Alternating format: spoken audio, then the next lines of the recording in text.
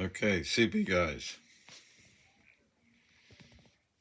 Freak counter, radio, kicker, dozy power meter tester thingy.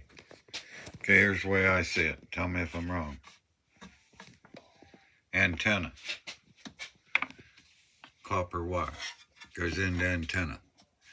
Comes out of the box of black wire.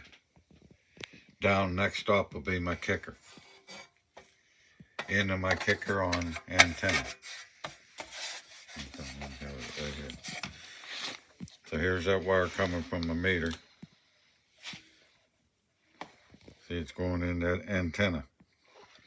And then this one's coming out of there. And it's going to antenna on the freak counter.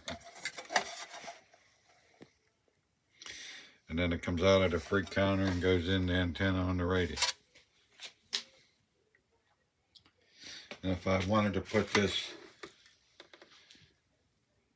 booster here for receive, it'd be the same way.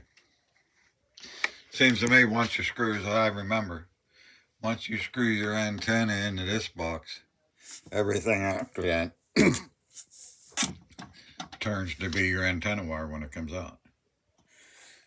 It goes in as antenna wire there. This comes out, goes in the next antenna on your next device. But you want your kicker closest to your meter box and not over here where you're throwing power through your freak counter. So we're antenna and meter. From meter to antenna on kicker. Out of kicker to an antenna on counter. Out of counter to antenna on radio.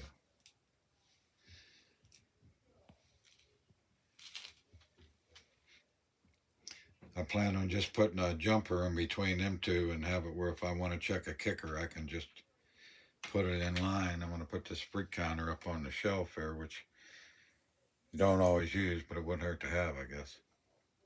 That receiver, I was just wondering about that, but I think when I had them hooked up on my radios, they were the closest thing to the radio.